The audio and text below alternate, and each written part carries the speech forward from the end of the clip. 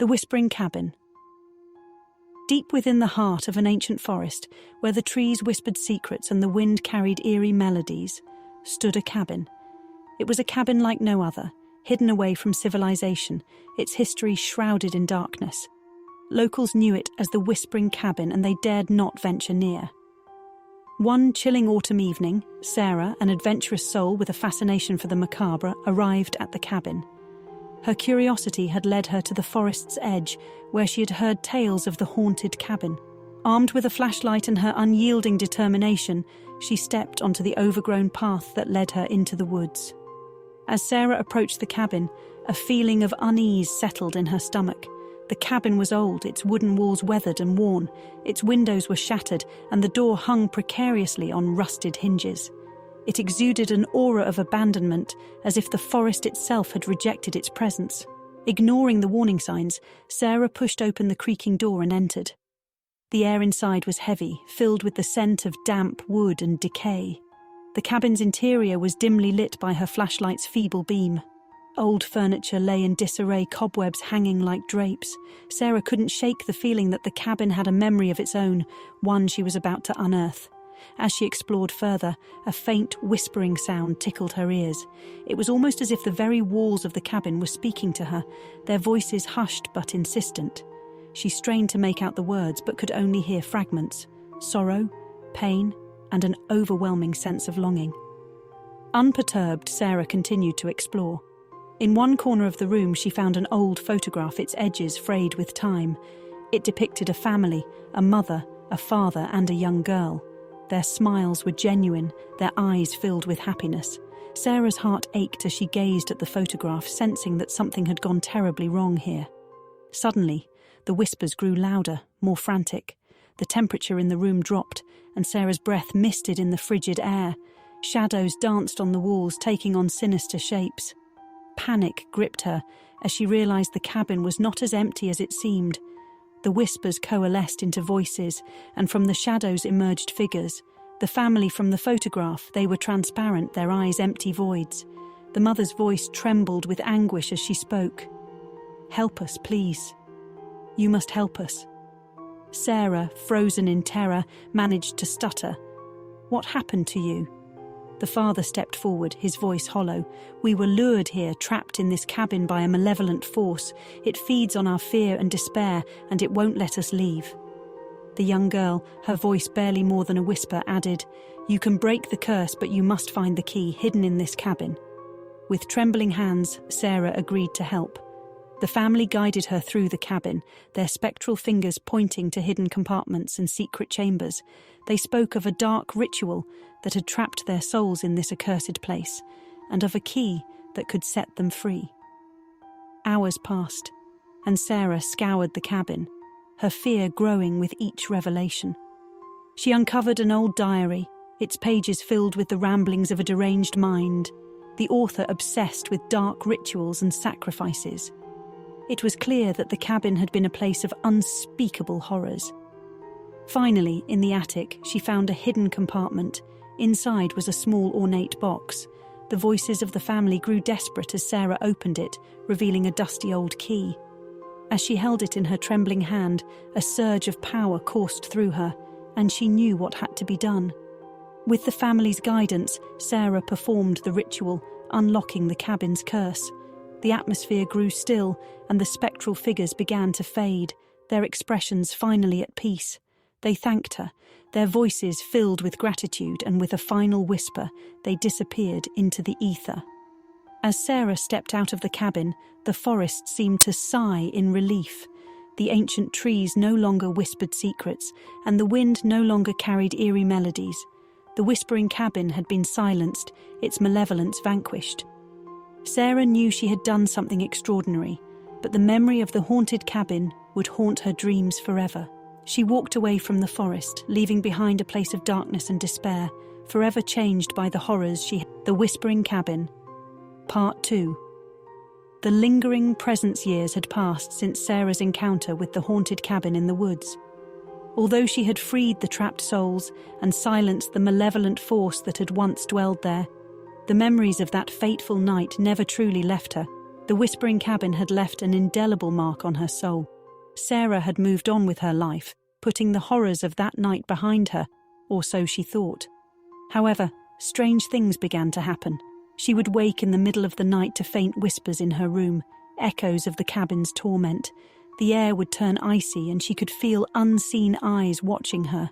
Haunted by these disturbing occurrences, Sarah decided to revisit the forest and the cabin. She needed answers, closure, something to rid herself of the lingering dread that had taken hold of her life. Arriving at the forest's edge once again, Sarah felt the same unsettling sensation that had drawn her there years ago. The path leading to the cabin remained overgrown, as if nature itself was trying to keep her away, but she pressed on, her flashlight guiding the way. As she approached the cabin, the familiar feeling of unease washed over her. The door, which had been left ajar on her previous visit, was now tightly shut. The windows, once shattered, were whole again. It was as though the cabin had been restored to its former self. But something was different, something was wrong. Sarah cautiously pushed open the door and stepped inside. The air was stifling, the scent of decay stronger than ever. The furniture that had been scattered about on her last visit was now neatly arranged, as if someone had been living there.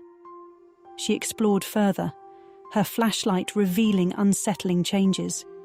The old photograph of the family was gone, and the diary with its deranged ramblings had vanished. In their place she found a new diary, its pages filled with familiar handwriting, her own. As she read the entries, she realized that they chronicled her life since that night in the cabin. It was as if someone had been observing her, recording her every move and thought. The last entry sent shivers down her spine. It detailed her return to the forest and the cabin. A voice, cold and mocking, echoed through the cabin. "Welcome back, Sarah." Startled, she turned to find a figure standing in the shadows, partially concealed. It was a tall, ghostly silhouette with piercing, otherworldly eyes. "Who are you?" Sarah demanded, her voice trembling. The figure stepped into the dim light, revealing a face that was both familiar and grotesque. It was a twisted, malevolent version of herself. "I am the darkness that you set free that night," the doppelganger hissed. "I am the curse that dwells within this cabin, and now I am a part of you." Sarah felt a surge of fear and anger. "You're not real. You can't be." The doppelganger chuckled, a sound that sent shivers down Sarah's spine. "Oh, but I am real as the fear that lives within you. You see, I am your fear made manifest, the darkness you cannot escape." Sarah knew she had to confront this malevolent presence within herself. With a newfound determination, she reached deep into her soul, summoning the strength to banish the doppelganger. As she did, the cabin trembled, its walls quaking as if in agony. With a final burst of resolve, Sarah expelled the darkness, banishing it from the cabin and from her own being. The doppelganger screamed and writhed before dissipating into nothingness. The cabin, now devoid of the malevolent force, seemed to sigh in relief. The air grew warmer, and the whispers that had tormented Sarah faded away. She knew she had finally broken the cycle, freed herself from the lingering presence that had haunted her for years.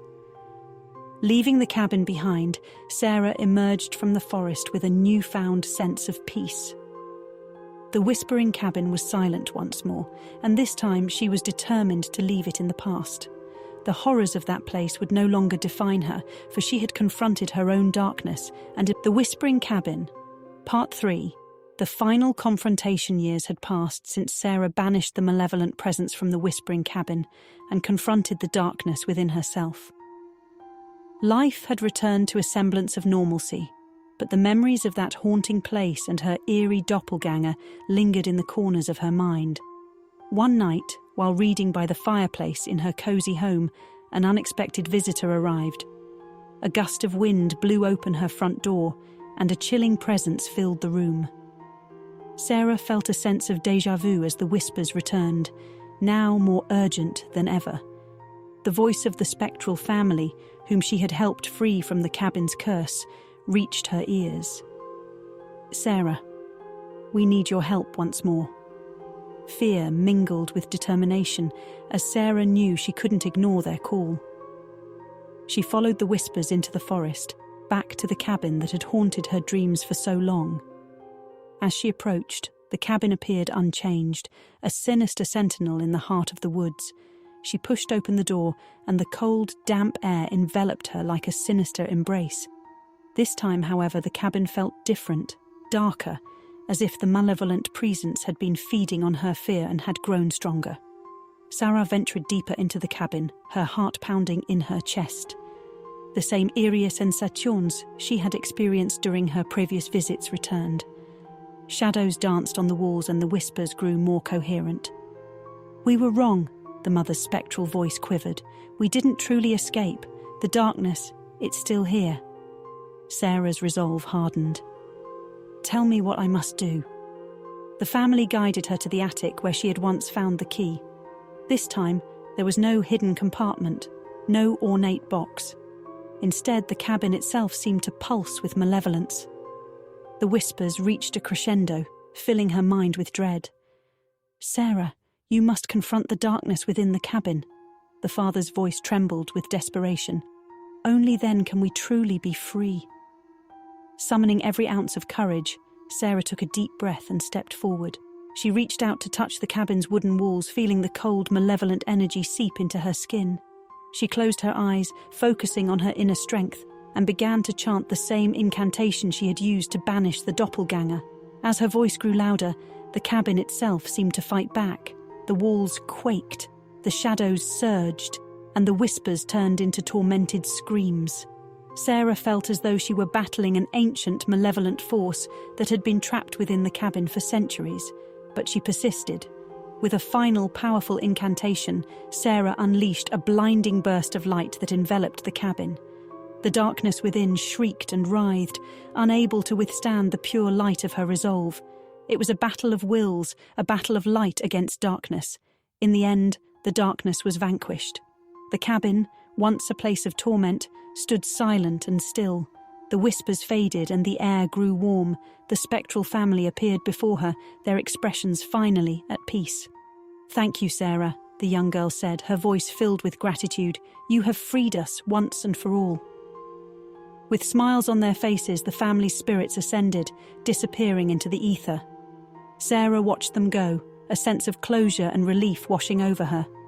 Leaving the cabin behind, she walked out of the forest for the final time. The whispering cabin, once a place of unspeakable horrors, was now a place of peace. The trilogy of darkness and redemption had come to an end, and Sarah had emerged from it stronger than ever before, forever free from the haunting presence that had plagued her for so long.